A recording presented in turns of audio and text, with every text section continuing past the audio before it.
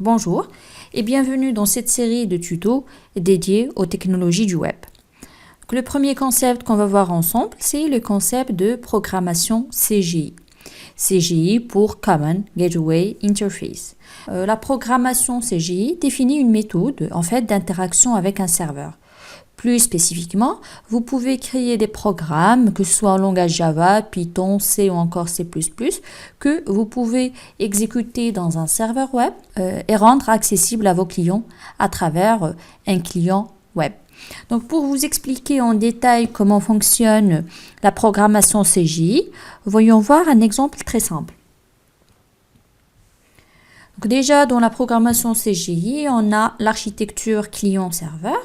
Donc le client, ça peut être un navigateur, c'est-à-dire soit Google Chrome, Mozilla Firefox ou n'importe quel navigateur, comme ça peut être un terminal comme PowerShell ou encore un terminal de Unix. Donc pour le serveur, donc c'est une machine, le serveur, dans laquelle on va exécuter un programme.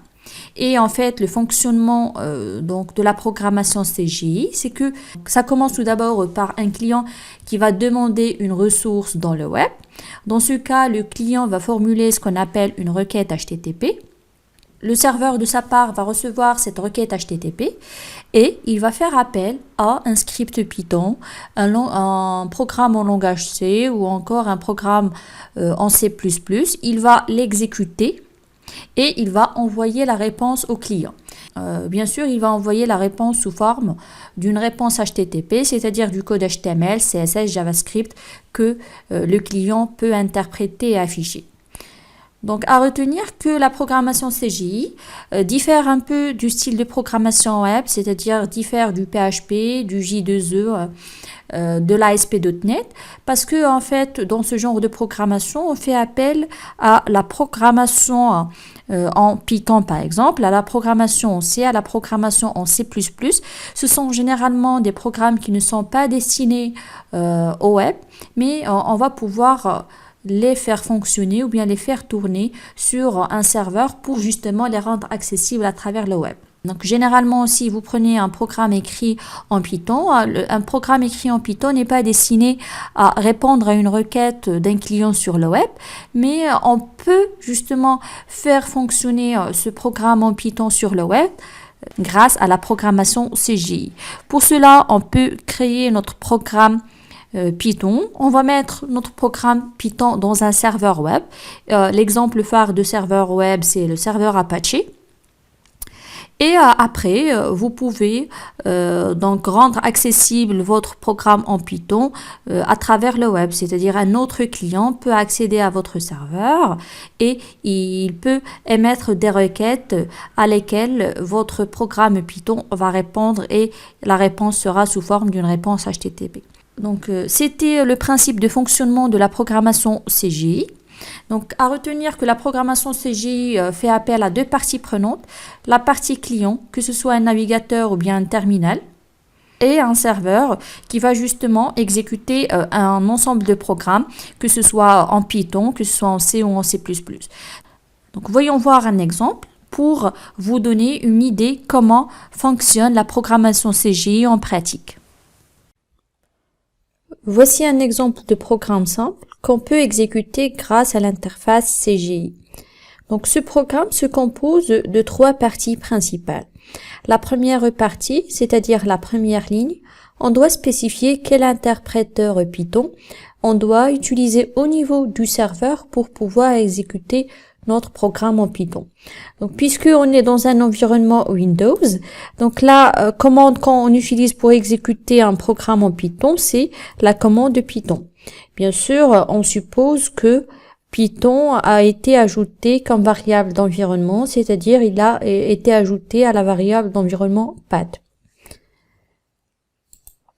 Une fois vous spécifiez quel est l'interpréteur Python qui sera utilisé pour interpréter ce programme au niveau du serveur, le serveur en fait va envoyer une réponse sous forme d'une réponse HTTP. Et une réponse HTTP se compose de deux parties principales. La partie en tête qui contient les paramètres de la réponse. Donc, par exemple, les paramètres de réponse seraient content type text HTML pour dire que le serveur a répondu avec du contenu texte écrit avec le langage HTML et que l'encodage des caractères contenus dans notre fichier est un encodage en UTF-8. Suivi d'une ligne vide. Pourquoi une ligne vide? Pour séparer entre l'entête de la réponse HTTP et le corps de la réponse, parce qu'il faut savoir que une réponse HTTP se compose d'une partie entête et d'une partie corps, et l'entête et la réponse HTTP sont séparées par une ligne vide pour dire au navigateur voici où se terminent les paramètres que tu dois lire et voici où commence le corps de la réponse, c'est-à-dire la réponse proprement dit du serveur. Donc après, la réponse proprement dit du serveur, c'est un programme Python qu'on va exécuter et le programme, il va tout simplement afficher un petit texte. Et pour que cet affichage soit bien, on va le faire avec le langage HTML parce que c'est le langage HTML qui est interprété par tous les clients web, à savoir les navigateurs. Dans ce cas, on va déclarer une variable qu'on appellerait A et dans le contenu de cette variable, on va mettre du contenu texte avec une page HTML qui a comme titre bonjour depuis un script Python et un petit paragraphe contenant bonjour avec le contenu près notre paragraphe qui contient contenu HTML en gras produit par Python. Donc, pour afficher cette variable, on va faire appel à la fonction Python print et entre parenthèses la variable qu'on va afficher. Donc, c'est un exemple très simple de programme en Python que vous pouvez exécuter grâce à un serveur. Dans notre cas, on va utiliser un serveur local. Et après, je vais vous montrer comment vous pouvez exécuter le même script sur un autre environnement Unix avec un serveur réel. Le fichier hello.py est enregistré dans le système de gestion des fichiers, plus spécifiquement à l'endroit suivant.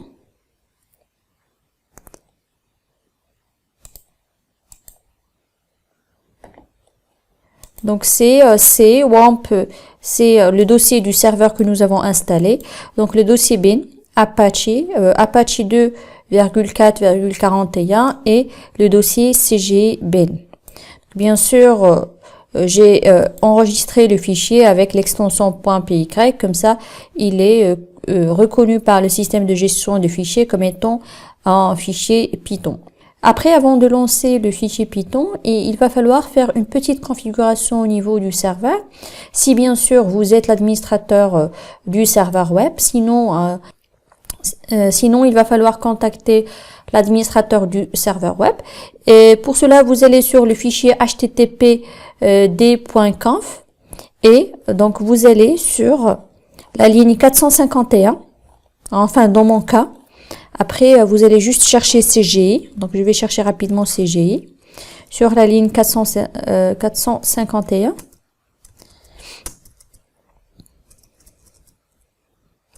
Voilà. Après, là, au niveau de cette ligne, il faut décommenter tout d'abord cette ligne et il faut dire quelles sont les extensions ou bien quels sont les types de programmes qu'on peut exécuter dans le serveur. Par exemple, je vais dire les programmes en Python, les programmes .c et les programmes .c++, aussi bien que des programmes en langage Perl, par exemple. Et la configuration principale que j'ai réalisée au niveau de mon serveur pour rendre accessible. Et bien sûr, il va falloir aussi mettre les fichiers Python dans le système de gestion de fichiers et plus spécifiquement dans le dossier bin Apache, Apache 2.4.41 CGE bin.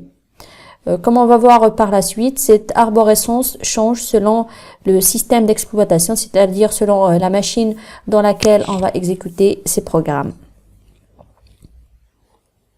Et je vais exécuter le programme. J'ai déjà testé un exemple avant de filmer la capsule.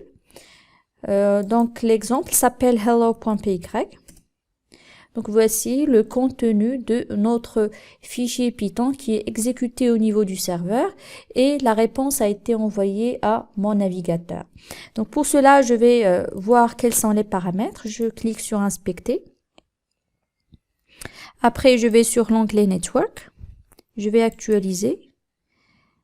Donc ici, le serveur demande le fichier appelé hello.py PY.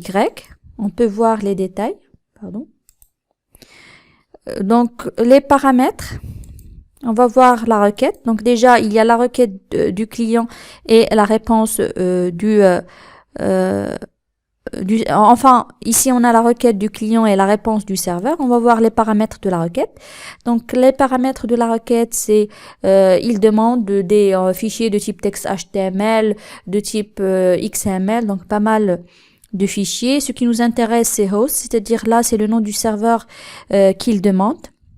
C'est donc la boucle locale ou bien un serveur web installé sur notre machine. On peut voir pas mal d'autres paramètres. Par exemple, pour la réponse, on peut voir que le content type, en fait, la première ligne qu'on avait spécifiée, c'est texte HTML avec Chaussat UTF-8. Je reviens sur le fichier. Donc, c'est cette ligne-là, qui sont les paramètres de l'entête HTTP. Bien sûr, on peut voir que le serveur, il est appelé Apache avec la version 2.4.41. Il fonctionne sur une machine de type Windows 64 bits et il offre aussi le PHP avec la version 7.3 pour le serveur WAMP. Et après, on peut voir le contenu de la réponse. C'est le contenu de la réponse qui a été généré grâce au script Python, c'est-à-dire après avoir exécuté la fonction print qui a affiché cette variable A contenant un simple contenu HTML. Donc, voici un exemple simple d'exécution d'un script Python. Maintenant, j'ai utilisé un serveur local. Je vais faire la même opération, mais sur un serveur de type Unix, juste pour constater la différence. Donc, pour un serveur de type Unix, au niveau du serveur Unix, je vais créer un dossier appelé MyApp dans lequel je vais par exemple mettre tous mes programmes en Python concernant mon projet. Et je vais donc mkdir pour créer le dossier, mkdir MyApp. Après, je vais vous afficher le chemin. Donc le chemin, c'est donc /home, donc mon nom, /public HTML, /cgibin. Donc c'est au niveau de cet endroit qu'on peut mettre tous nos programmes qui seront exécutés par notre serveur web, notre serveur web qui existe dans une machine de type Unix. Alors qu'avec Windows, on avait tout un autre chemin. Donc après, ce qu'on va faire, c'est que je vais déplacer manuellement mon fichier, c'est-à-dire le même fichier appelé hello.py et je vais le mettre dans le même dossier. C'est ce que je vais faire et après on revient pour poursuivre le tuto. Donc maintenant, c'est fait. Je peux accéder au dossier appelé MyApp.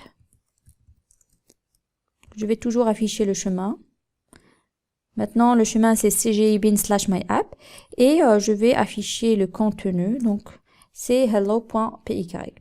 Maintenant, il va falloir changer ce fichier. Pour cela, tout d'abord, je vais vous afficher le contenu. Je vais vous l'afficher grâce à l'éditeur Nano, par exemple, hello.py. Donc, quand vous pouvez le constater, là, on fait appel à l'interpréteur Python, mais on ne sait pas si c'est la même chose au niveau de ce système d'exploitation. C'est pour cela que je vais quitter et je vais écrire where is Python pour voir quelle est la version de Python qui est utilisée aussi où se trouve cet interpréteur. Donc, la version utilisée, c'est la version 3.7. Ce qui fait que je vais copier le chemin vers l'interpréteur Python et je vais lancer l'interpréteur Nano, donc puis hello.py et je vais remplacer la première ligne. Bien sûr, il faut juste utiliser le clavier parce que la souris ne marche pas. Il s'agit du mode commande. Voilà, on a changé l'interpréteur. Puis on peut quitter en tapant CTRL X. Après, il va falloir enregistrer les modifications en appuyant sur oui, puis sur entrée. Bon, c'est fait. Maintenant, on peut exécuter notre script Python. C'est pour cela je vais utiliser Python 3.7 hello.py. Donc, je vais pouvoir afficher son contenu et l'exécuter sans problème avec l'interpréteur donc Python 3.7. Après, je vais tester donc le même script, mais sur le navigateur au lieu de le tester en local, parce que ça sert à rien de le tester en local. L'objectif est de le rendre accessible à travers le web. Donc pour cela, il va falloir accorder à ce fichier les droits nécessaires. Donc c'est chmod 755 hello.py. Et de même pour le dossier, c'est-à-dire, je vais mettre chmod 755, le dossier appelé my.app. Donc c'est bon. Après, je vais au navigateur et je vais essayer donc d'exécuter le programme pour voir est-ce que ça marche au niveau du serveur. Donc, voici l'erreur renvoyée par le serveur. J'ai laissé exprès cette erreur parce qu'en fait, vous allez la rencontrer souvent. Et c'est une erreur qui a trois raisons potentielles. Soit vous n'avez pas bien spécifié les droits d'accès au fichier appelé hello.py dans notre cas, ou bien les droits d'accès au fichier et au dossier my.app, d'accord? Soit il y a un problème dans la syntaxe du programme et donc vous n'avez probablement pas exécuté le programme en local avant de le tester sur le web. Ou encore, parfois, c'est un problème qui provient du fait que vous copiez un fichier qui est créé dans un environnement Windows et vous allez le déplacer dans un environnement Unix, alors que la façon de création et d'enregistrement des fichiers n'est pas la même, ce qui fait que le serveur n'arrive pas à exécuter correctement le fichier. Et c'est ce qu'on va essayer de voir. On va essayer de voir ensemble d'où vient l'erreur et on va voir quel est le problème. Donc, je reviens à mon serveur. Donc je vais donc accéder au dossier my.app. Je vais afficher les droits. En fait, je viens de les changer. Je pense pas que c'est le problème. Donc tout le monde a le droit d'exécuter et donc c'est parfait. Tout le monde a le droit de lire, donc c'est bien. Donc c'est 755. Maintenant, je doute d'une chose, c'est que le format du fichier. Pour cela, je vais ouvrir le fichier avec l'éditeur VI, hello.py, et je vais l'enregistrer avec un format convenable au format Unix. Pour cela, je vais mettre échappe pour sortir du mode édition. Échappe 2.7 file format pour dire le format des fichiers et on peut mettre Unix. On clique sur entrée, puis après on fait 2.wq pour quitter. Bon, après je vais tester encore une fois pour voir si c'est l'origine de l'erreur. Donc comme vous pouvez le constater, l'erreur venait du fait que j'ai créé un fichier avec l'environnement Windows ou bien dans l'environnement Windows et j'ai copié le fichier pour l'exécuter dans un environnement Unix. Donc pour cela, il va falloir changer le format du fichier pour dire que voilà, c'est un fichier de type Unix qu'il va falloir exécuter dans un serveur Unix et c'est généralement une erreur qu'on commet souvent lorsqu'on crée tout un projet dans un environnement Windows, on le teste en local et une fois on essaie de mettre le projet sur le serveur, en fait nos programmes ne marchent pas. Si vous avez le code d'erreur 500, généralement ça provient des trois raisons. Soit c'est les problèmes d'accès, c'est-à-dire les droits, et là il va falloir mettre 755. Sinon, c'est un problème d'exécution ou bien de syntaxe de fichier. Il va falloir tester le fichier en local avant de le tester sur le serveur. Et la troisième raison, parfois, on fait tout un projet sur Windows et on essaye de le migrer vers Unix. Et là, il va falloir changer le fichier, le format du fichier avec la commande set file format. Donc c'est tout pour une première capsule en relation avec le web et surtout avec la programmation CGI. J'espère que cette capsule vous sera utile et si vous avez des questions, n'hésitez pas à les partager avec moi, que ce soit par mail, que ce soit sur la barre de commentaires. Et à très bientôt.